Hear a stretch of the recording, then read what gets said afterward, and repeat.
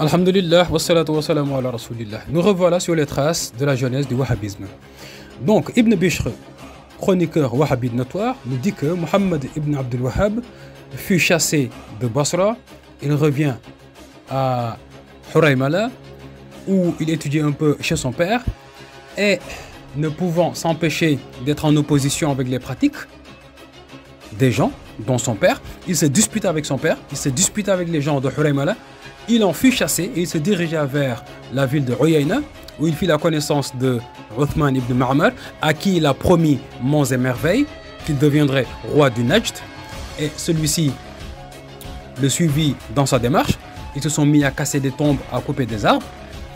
Il fut également chassé de Uyayna et il se dirigea cette fois-ci vers Ad-Dir'iyya. Ad-Dir'iyya, où il fit la connaissance de Mohammed ibn Saoud.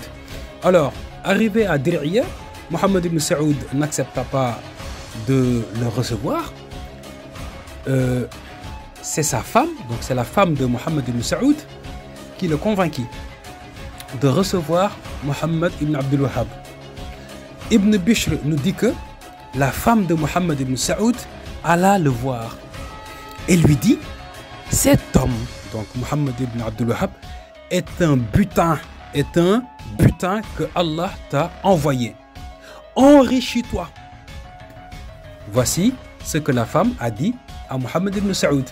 Et c'est Ibn Bishr, chroniqueur wahhabite, qui nous le rapporte. Partant de là, Mohammed ibn Saoud accepta de recevoir Mohammed ibn Abdul Wahhab. Mais il avait ses deux petits frères, donc deux petits frères de Mohammed ibn Saoud, qui eux étaient déjà, qui avaient déjà intégré à l'appel de Mohammed ibn Abdul Wahhab, donc qui étaient ses disciples en fait. Qui l'ont convaincu que ce soit lui qui se déplace à pied pour aller voir Mohammed ibn Abdul Wahhab, et que ceci serait en fait un signe de respect pour le cheikh. Ce qui fait que tout le monde va le respecter parce que le chef s'est déplacé pour aller voir Mohammed ibn Abdul Wahhab à pied. Et là, tous les gens de Dir'iyya vont le respecter et que la nouvelle va se répandre. Donc, Mohammed ibn Saoud accepta. Il se déplaça pour aller voir Mohammed ibn Abdul Wahhab. Arrivé, il lui dit: oh salam ya cher, voilà, donc je t'annonce que dans cette ville, ou bien je t'annonce que tu es arrivé dans une ville meilleure que celle que tu as quittée. Donc en gros, Dir'iyya meilleure que Uyayna. Et Mohammed ibn Abdul Wahhab lui dit: je t'annonce la bonne nouvelle, écoute, je t'annonce la bonne nouvelle de la royauté. Tu seras le roi du Najd. Et après toi, ta descendance. Oh là là là là. Et voici Mohammed ibn Abdul Wahhab qui a signé la lignée saoudite ou la lignée saoudienne, qui vont être des rois les uns après les autres, de père en fils. Et lui, sa famille, Mohammed ibn Abdul Wahhab, c'est eux qui vont être les clergés, si on veut. Alors, Mohammed ibn Abdul Wahhab lui dit: tu sais que les gens du Najd ne sont pas unis. Et j'espère que Allah va les unifier, donc va les unir autour d'un seul imam qui sera toi, Mohammed ibn Saoud. Donc en gros, toi qui seras le roi des gens du Najd et les alentours. Donc voici en fait une deuxième proposition qu'il fit à un homme pour que celui-ci accepte de l'accompagner dans sa démarche. C'est la même qu'il avait faite en fait à Uthman ibn Ma'mar, qu'il deviendrait roi du Najd et des Arabes, pour que celui-ci accepte de l'accompagner dans sa démarche. Et cette fois-ci, c'est la même promesse qu'il fit à Mohammed ibn Saoud.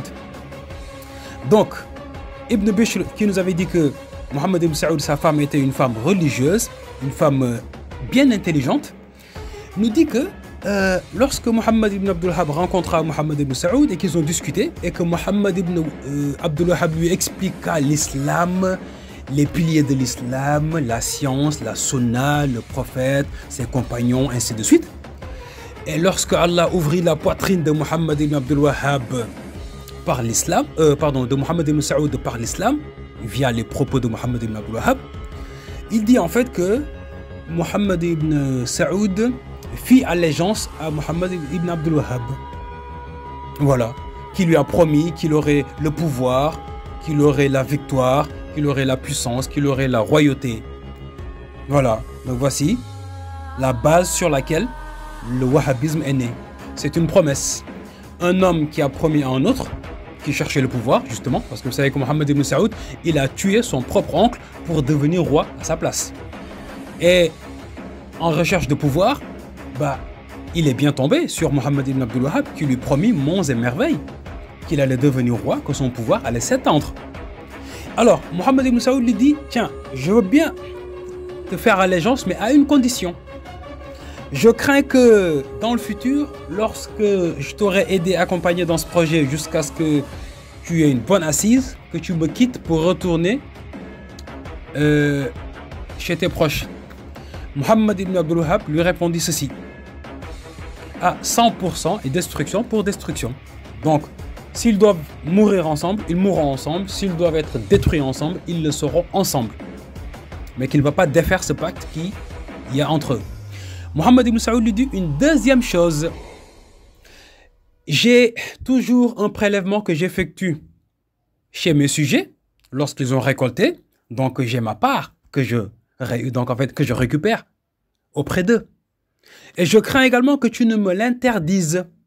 Mohammed ibn Abdul Wahhab écoutait très très bien, chers amis. Mohammed ibn Abdul Wahhab lui répondit ceci. Ah, Allah te réserve de grands butins. Des butins de guerre. Des butins de guerre. Sachant qu'en ce temps-là, ils n'ont pas encore commencé leur fameux djihad. Mohammed ibn Abdul Wahhab lui dit que, en gros, comparé aux butins qui t'attendent, les prélèvements que tu effectues, donc les misérables prélèvements que tu effectues chez tes sujets, tu peux limite les abandonner. Parce qu'avec les butins de guerre, tu auras beaucoup plus que cela. Donc le projet, en fait, à la base, le projet était quoi? Le projet à la base, il était de mener des batailles qu'on justifie avec le djihad, la religion, l'islam, blabla. Mais, in fine, c'était pour s'enrichir. Il le lui a bien dit. Des butins t'attendent. Alors qu'en ce moment, ils n'ont pas encore commencé le djihad, comme il l'appelle. Donc voici ce que nous raconte Ibn Bishr quant à la rencontre de Mohammed ibn Abdul Wahhab et de Mohammed ibn Saoud. Voilà. Donc, avec toutes ces promesses, Mohammed ibn Saoud accepta de lui faire allégeance. Voilà. Donc, là va être le point de départ du mouvement wahhabite. Et là va se construire cette idéologie de mener la guerre aux musulmans, de récupérer leurs richesses et de le nommer butin de guerre, et tant d'autres choses. Nous y reviendrons, Inch'Allah.